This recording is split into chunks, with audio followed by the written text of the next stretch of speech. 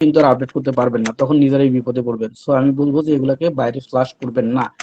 1000, 2000 বা 1500 বা 500 টাকার বিনিময়ে মানুষের কাছে দিয়ে নিজে ক্ষতিগ্রস্ত হবেন না। আর সেকেন্ড থিং হচ্ছে, যারা আমার কাছে অ্যাডমিশন নিয়েছেন প্রত্যেকের ইমেল আইডি আমি অ্যাডমিশনের সময় নিয়েছি, সব ইমেল আইডি আমার কাছে থাকবে।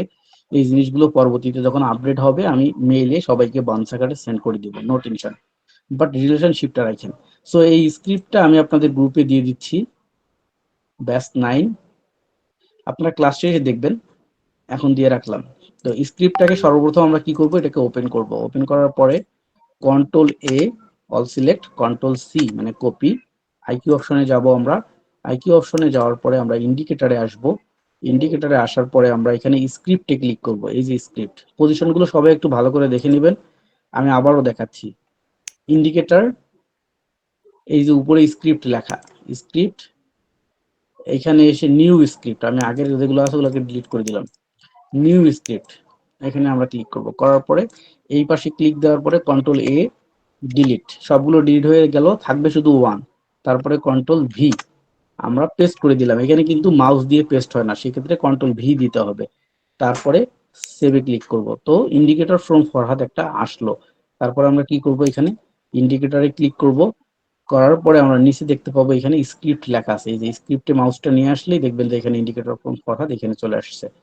ঠিক আছে, তো এখানে আমরা ক্লিক দিব। দেওয়ার পরে এই যে ভ্যালু, এখানকার কোনো ভ্যালু আমরা ভুলেও চেঞ্জ করব না, যা আছে তাই থাকবে। তারপরে আমরা অ্যাপ্লাই করে দেব। অ্যাপ্লাই করে দিলে যেটা হবে যে এখানে অটোমেটিক্যালি সাপোর্ট রেজিস্ট্যান্স গুলো চলে আসবে, যেগুলো পাওয়ারফুল সাপোর্ট রেজিস্ট্যান্স, একদম খুঁটিনাটি গুলো আসবে না, প্রয়োজনীয় গুলো চলে আসবে। বাট যারা এখন পর্যন্ত সাপোর্ট রেজিস্ট্যান্স আঁকানো শিখেন নাই, তাদের জন্য কিন্তু ভয়ঙ্কর দিন আছে সামনে। সেক্ষেত্রে আমি বলবো, যারা এখন পর্যন্ত সাপোর্ট রেজিস্ট্যান্সটা আঁকানো ভালো করে শিখেননি, অবশ্যই ম্যানুয়ালি শিখতে হবে। এটা ম্যানুয়ালি জিনিসের মূল্য আলাদা, আর আপনার এই অটোমেটিক জিনিসের মূল্য কিন্তু আলাদা। ম্যানুয়াল অলওয়েজ ভালো, কাঠের জিনিস এখনো দামি, যতই অটোবি আসুক, তাই না? তো দেখতেই পাচ্ছেন ইন্ডিকেটরটা সেট আপ হয়ে গেছে। এখন কথা হচ্ছে, আপনি কখনোই এই ইন্ডিকেটরের উপরে ফুললি ডিপেন্ডেন্ট হবেন না। ফুললি ডিপেন্ডেন্ট হবে না এই ইন্ডিকেটরের উপরে। কেন? আমি বলি, ইন্ডিকেটর হচ্ছে একটা এআই, আর্টিফিশিয়াল ইন্টেলিজেন্সি। সে কখনোই কোনো কিছু থিঙ্ক করে না, কিন্তু আপনাকে অনেক কিছু থিঙ্ক করতে হবে। সেক্ষেত্রে আপনি অলরেডি জেনে গেছেন মার্কেটের অনেক কিছু। ট্রেডিং করতে গেলে ইম্পর্টেন্ট যা কিছু লাগে আপনার হাতে এখন সব আছে। ক্যান্ডেল ফিজিওলজি আছে, ম্যাজিক আছে, সাপোর্ট রেজিস্ট্যান্স ব্রেকআউট আছে, ক্যান্ডেল ফিজিওলজি আছে। এখন কি হয়েছে, আপনি নিজেই ট্রেড করতে পারবেন কোনো প্রকার ইন্ডিকেটর ছাড়া, শুধু ক্যান্ডেল দেখে। তার মানে এখন এই যে ইন্ডিকেটর গুলো বাকিগুলো আপনাদেরকে দিব, এগুলো হচ্ছে আপনার হেল্পিং হ্যান্ড। অর্থাৎ করোনার সময় নিজে বাঁচার জন্য যে আমরা একটা অ্যাপ্রন পড়তেছিলাম, এরকম এটা হলো আপনার একটা অ্যাপ্রন, এটা একটা হেল্পিং হ্যান্ড। আপনি একজন ডাক্তার, আপনি জানেন যে জ্বরের জন্য কি ঔষধ, কি ভ্যাকসিন দিতে হবে অথবা কি ট্যাবলেট খেতে হবে, কিন্তু থার্মোমিটারটা হচ্ছে আপনাকে টেস্ট করে দেখাবে যে তার জ্বর কত ডিগ্রি। বাট হাত দিয়ে দেখেও আপনার জ্বর মাপার মতো অভিজ্ঞতা আছে, কিন্তু ইন্ডিকেটর অর্থাৎ থার্মোমিটারটা থাকলে আপনি সহজেই বুঝতে পারেন। তো এইটা হচ্ছে আপনার সেই থার্মোমিটার। তো থার্মোমিটার কিন্তু চিকিৎসা করতে পারে না, শুধু ইন্ডিকেট করতে পারে যে হ্যাঁ জ্বর আছে। সো এটার উপরে আপনারা কখনোই ডিপেন্ডেন্ট হবেন না। এটা হচ্ছে জাস্ট এই যে পাঁচটা থিঙ্ক করবেন বললাম, পাঁচটা থিঙ্কের একটা থিঙ্ক হচ্ছে এইটা, যে এইটা থিঙ্ক করে আপনি ওই ট্রেডটা করতে পারবেন। আচ্ছা, এখন আমরা দেখি যে এই ইন্ডিকেটরটা কিভাবে কাজ করে। এই ইন্ডিকেটরটা অলওয়েজ কাজ করবে 1 মিনিটের ক্যান্ডেল, 30 মিনিটের আপনি দেখবেন, 30 মিনিটের হচ্ছে এই ডিসপ্লে দেখবেন, টাইম ফ্রেম, এটাকে ধরে অবশ্যই অলওয়েজ আপনারা চেষ্টা করবেন এই বরাবর এই দাড়িটা রাখার, তাহলে এখানে 30 মিনিটের স্ট্যাটাস সহজে দেখা যাবে। আর এখানে টাইম এক্সপাইরেশন হবে 1 মিনিট। ওকে, সো একটু জুম করে নিলাম দেখা সুবিধা হতো, 1 মিনিট। আর বাকি সব অ্যাজ ইউজুয়াল। এখন এটা ইন্ডিকেট করে কিভাবে, ইন্ডিকেট করে হচ্ছে এই যে ফরহাদ ডাউন, মানে মার্কেট ডাউনে যাবে। আর এই যে ফরহাদ আপ, ডাউন। কিন্তু এখানে কাহিনী হচ্ছে, অলওয়েজ আমরা খেয়াল করব যে পাওয়ারফুল ইন্ডিকেটর হচ্ছে এটা যখন কিনা একদম সাপোর্ট পয়েন্টে সে ইন্ডিকেট করে। অর্থাৎ আমরা একটা জিনিস খেয়াল করি, এখানে এইখানে একটা রেজিস্ট্যান্স, এখানে একটা সাপোর্ট, এটা দূরত্বটা অনেক বেশি না। এখানে মিনিমাম যদি ক্যান্ডেল হয় তো তো কয়টা ক্যান্ডেল হতে পারে, আমরা যদি একটু ফিল করি, ড্র করি, এরকম বড় ছোট মিলে দেখা গেল 1 2 3 4 5 6টা ক্যান্ডেল হওয়ার মতো একটা জায়গা, তার মানে অনেক বড় একটা এরিয়া। কিন্তু সেই এই এইরকম একটা এরিয়ায় যদি দেখেন যে রেজিস্ট্যান্স পয়েন্টে অর্থাৎ মার্কেটের একদম উপরে এরকম সিগন্যাল দিচ্ছে, তাহলে আপনি ট্রেড করবেন ডাউন ট্রেড। আবার যদি দেখেন যে এরকম মার্কেটের ডাউনে সিগন্যাল দিচ্ছে, তাহলে আপনি করবেন। কিন্তু যদি এটা রেঞ্জিং মার্কেটে কখনো সিগন্যালটা দেয়, রেঞ্জিং মার্কেটের জন্য আচ্ছা, একজন আননেসেসারি পিপল বারবার ডিস্টার্ব করতেছে। আগামী ক্লাস থেকে ক্লাসের লিঙ্ক চেঞ্জ হয়ে যাবে। আমাদের মধ্যেই কেউ একজন দুষ্ট আছে, মানে বলতে গেলে খারাপ ভাষায় বলা উচিত, বাট আমার মুখে এটা আসে না, এই জন্য দুষ্ট বলি। যাকে দুষ্ট বলি, দুষ্ট মানে আমার কাছে এটা বিশাল ধরনের খারাপ। তো এই ধরনের কেউ একজন আছে যে ক্লাসের লিঙ্ক বাইরে লিক করছে, এবং ক্লাসে একজন বাইরে জয়েন করছে, যে কিনা জয়েন করার পরে আবার পার্সোনালি আমাকে বলছে যে ভাই আমি ক্লাস করছি, ভালো লাগছে, আমি আপনার কাছে ভর্তি হব, এবং আপনার ক্লাস লিঙ্কটা আমাকে আপনার একজন স্টুডেন্ট দিছে, নাম বলতেছি না। তো ক্লাস করার পরে ভালো লাগছে, আমি ভর্তি হব। তো মজার ব্যাপারটা হচ্ছে যে দেখেন যে ঘরের চোর চুরি করছে, অথচ বাইরের যে সে প্রেমে পড়ে গেছে। সো আমি কি বলবো আসলে, মানুষ এইরকমের কেমনে হয়। তো আমরা দেখি যে রেঞ্জিং এরিয়া, এই যে এটা দেখেন রেঞ্জিং এরিয়া, সাপোর্ট রেজিস্ট্যান্সের পরিধি, এই যে মধ্যখানে গ্যাপটুকু কতটুকু, এই জায়গায় কিন্তু ট্রেড নেওয়াটা রিস্কি। এখানেই যখন বলছে ডাউন, আবার এখানেই বলছে আপ, সো এই জায়গাগুলোকে আমরা অ্যাভয়েড করব। এটাকে রেঞ্জিং মার্কেট বলে অথবা সাইডওয়েজ মার্কেট বলে, আপনারা সবাই জানেন। কিন্তু ট্রেড নেব আমরা কি রকম পজিশনে, এই যে দেখেন সাপোর্ট এবং রেজিস্ট্যান্সের মধ্যে মানে যে দূরত্বটা অনেক বড় দূরত্ব, 1 2 3 4 5 6 7 8 9 10, প্রায় 11 ক্যান্ডেলের মতো এখানে ক্যান্ডেল হয়েছে। এবার ডাউনেও প্রায় 5 বা 6 ক্যান্ডেলের মতো ক্যান্ডেল হয়েছে। সো এইসব পজিশনে যখন এরকম আপট্রেড সিগন্যাল দিবে, তখন আমরা নিব।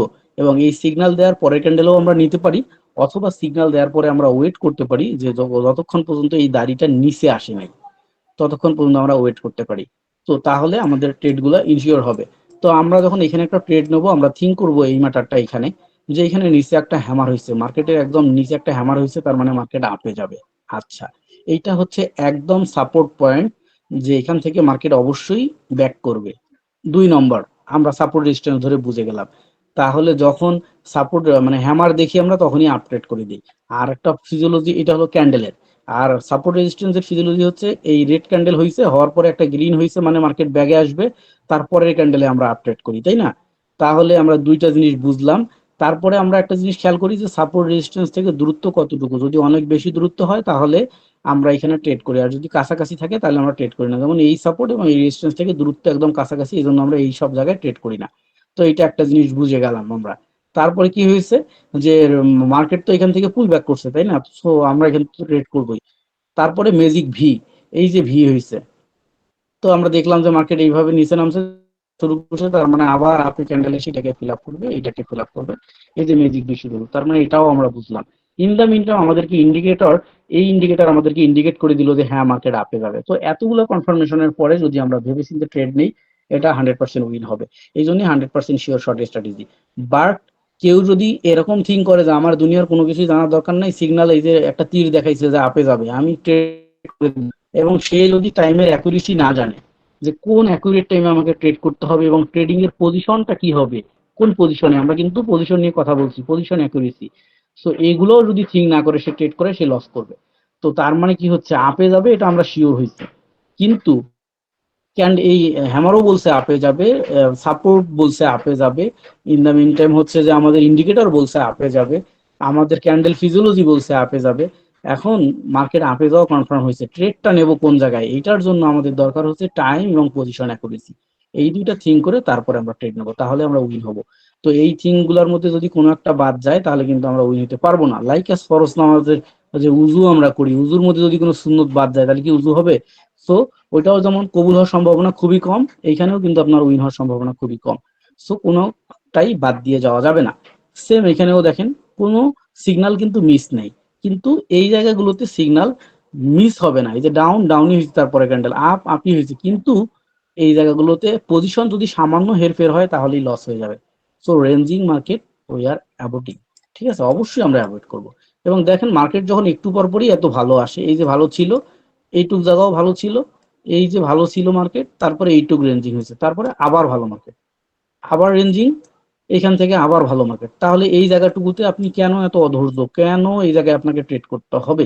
এবং একটা মানুষ সারাদিন কাজ করে 500 টাকা ইনকাম করতে পারে না, আর আপনি একটা ক্লিক করে 500 টাকা ইনকাম করবেন, অথচ এতটুকু ধৈর্য আপনি কিভাবে সাপোর্ট করবেন? কখনোই পসিবল না।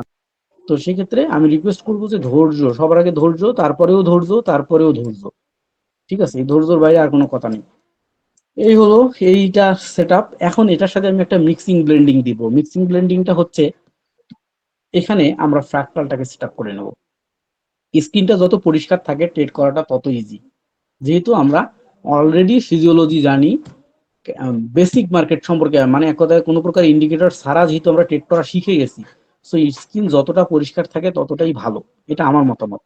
তারপরও আমরা মানে যত ধরনের ঔষধ আছে, মশলা আছে, তকবির আছে, সবই আমি আপনাদেরকে যেহেতু দেব, এবং এই যতগুলা তদবির আমি আপনাদেরকে দিব, এই সবগুলা মন্ত্রর মধ্যে যে মন্ত্রটা আপনার ভালো কাজে লাগে আপনি সেইটা দিয়ে ট্রেড করবেন। অনেকেই অনেক কিছু দিয়ে ট্রেড করে, বাট আপনাকে আমি সবগুলো দিব। আমি যেহেতু আপনাকে কবিরাজি শেখাচ্ছি, আপনার যেই মন্ত্র ভালো লাগবে আপনি সেইটা দিয়ে করবেন।